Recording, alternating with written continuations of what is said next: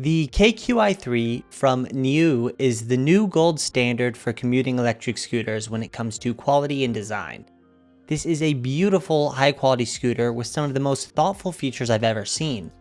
It's not perfect, however, and it does have a few quirks and things I wish were done a bit differently. I'll cover everything you need to know about this scooter in this review. So, there are two models of the KQi3, the Sport and the Pro. NIU sent me out the Pro to review, but the differences between the two versions aren't huge if you want to save a bit of money and go with the Sport. You get a little better performance with the Pro, and with how reasonably it's priced, I think that the Pro is worth the extra money. And speaking of price, the Pro is priced at $750 and is available on Amazon.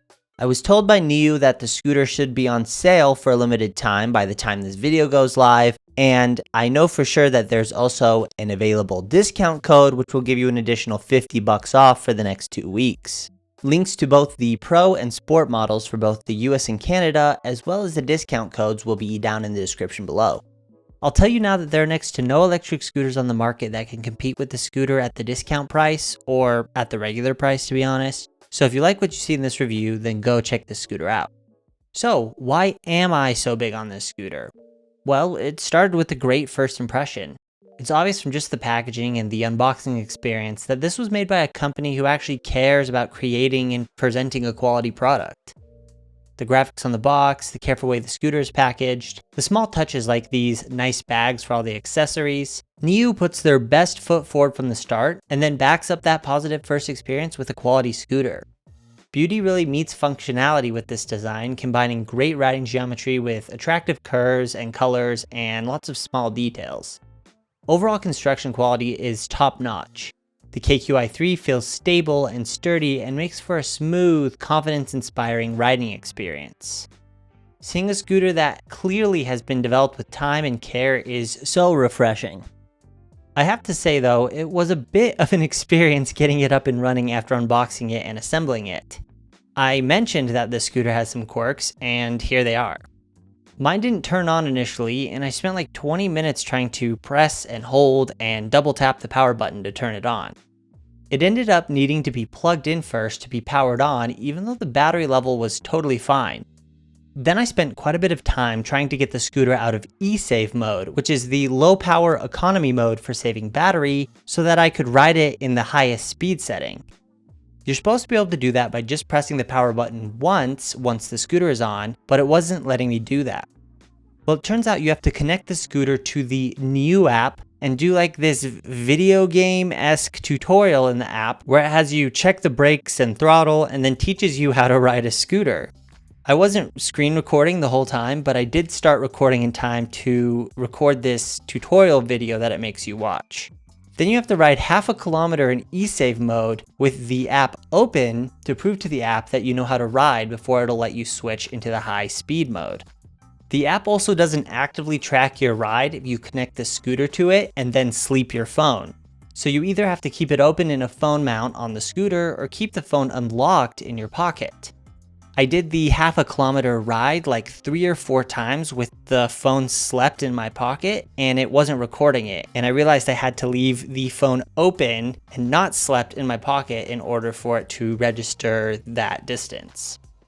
On one hand, not being able to just unbox the scooter, turn it on, set it to the mode I want to ride in, and go is a little frustrating. On the other hand, it might be a good thing for new riders to have to do a little tutorial before just jumping on the scooter and going. You tell me what you think down in the comments. Now let's look a little closer at the scooter and what it does so well. Starting at the handlebars, this is the first fixed handlebar scooter where the width of the handlebars is wide and comfortable. Too many scooters at this price opt for super narrow handlebar width, making the scooter uncomfortable to use and harder to control. The KQi3 gets the handlebars right. These wide handlebars also include a set of handlebar grips that I actually like and feel good on the hand. If you're familiar with this channel, then you know how picky I am with handlebar grips and how often I change them out immediately after receiving a new PEV. These have a nice wavy texture that's easy to grip, and they also don't slide around on the bars at all. NIU has opted for a thumb throttle, which is quite standard for these lower speed commuting scooters. I really like the way this particular throttle feels though. The shape is natural for the thumb, and the resistance of the throttle is perfect for small adjustments in speed without fatiguing my hand muscles quickly. The acceleration matches the feel of the throttle and is smooth, not overly strong but not annoyingly slow, very approachable for any level of rider. The only option for takeoff is kick to start. You have to get the scooter up to about 3 miles per hour to be able to activate the motor with the throttle. I do prefer zero start scooters and think that there should be a zero start option on this scooter and all scooters frankly, but normally I'm fine using kick to start if need be. However, the kick to start on the KQi3 is a bit rougher than normal. For one, the speed required to activate the throttle is just a bit higher than other kick to start scooters, so I found myself occasionally pushing off, not reaching the right speed, and having to drag my foot, stop myself, and retry kind of awkwardly. This wouldn't be awful if the scooter allowed you to hold down the throttle and then kick off, and would activate the motor once you got up to the correct speed. Other kick to start scooters do this, and it makes it really easy. Instead, you have to push up to a high enough speed and then press the throttle. Just changing the way this works would make the kick to start so much easier to use on this scooter. I also found the braking system to be just a bit finicky. The front and rear mechanical disc brakes needed a bit of adjustment out of the box, which isn't uncommon, but the electronic braking isn't my favorite. The electronic brake seems to operate on a bit of delay, so when you brake, there's about half a second where only the mechanical brakes are stopping the scooter, and then the electronic brake kicks in. It can make for some abrupt stops if you aren't ready. In the app, you can adjust the energy recovery setting, which I assume is also tied to the strength of electronic braking, but even on the lowest setting, it can feel a bit too strong. However, from normal flat ground cruising speeds, it's not too bad. You do feel it the most from higher speeds on sections of downhill though. I would honestly rather have braking that's too strong than not strong enough, and getting used to slightly aggressive braking really doesn't take that long. This Pro model reaches a top speed of 20 miles per hour with a 350 watt rear hub motor. This is a good speed for commuting and is very typical of scooters in this category and price range. The hill climbing is not amazing given that it is a single motor scooter. It slowed down to about 11 miles per hour in the Arcanine Rides hill test, which is better than many other single motor scooters I've tested. It should be powerful enough to handle the hill climbing demands of an average city. In my range test, I got almost exactly 15 miles of range in the highest speed setting, which again is very typical of scooters like this. You should be able to more or less double that in e-save mode, but that will limit your speed to 10 miles per hour. One thing that I really liked during the range test was that the scooter told me that the battery was depleted before the scooter completely died and stopped in its tracks. At about 14 miles, it displayed the no battery error code, but I was still able to make it the last half mile home and probably could have squeezed another half mile out of it. It's a bit like having a reserve tank on your car that even when the gauge says empty, you can still travel that last mile to where you're going without having to walk. Almost no other scooter in this category does this and will just die on you and will not turn back on. I also noticed almost no fall off in performance as the battery drained, like you sometimes get with other scooters. It kept more or less the same level of acceleration and top speed up until maybe the last mile or two where it fell off a bit. The display is fairly basic, showing your current speed, your riding mode, and the current battery level. Moving down the stem, you can see that I went with the gold color and it looks amazing. They have the Pro in this gold or black and the Sport in a number of other colors as well. I think the small splash of color looks really good on these scooters. The KQi3 comes with my favorite folding and locking mechanism I've ever encountered in a scooter. The stem lock is dual action, meaning that you have to pull up on the latch button to release the latch, and then you have to push down on the latch to release the second hook. So even if the latch were to open itself magically, the stem would still be locked in place by this hook. I haven't seen a design like this before and I think it's genius. The stem is totally stable and I have total confidence in it. The locking mech is easy to tighten and adjust if you need to. The mechanism to lock the handlebars down is also my favorite I've ever encountered on a scooter. Just fold the handlebars down and boom, they snap into place. Done. Press the button and the handlebars are released. Easy. The design of these folding and locking mechanisms means that the scooter can be folded and unfolded in seconds while providing amazing stability and durability. It's a thing of beauty, honestly, and one of the highlight points of this scooter. This scooter weighs in at about 45 pounds and is really reasonable to carry around. I was surprised at how relatively light the scooter is given how sturdily it's built. It's a bit longer at 46 inches, but still fits in the trunk of a sedan. The riding platform is nice and wide and plenty long to accommodate all sizes of feet and a number of different riding positions. I love scooters with a tail like this for my rear foot, but it can also be ridden easily without using the tail thanks to the spacious platform.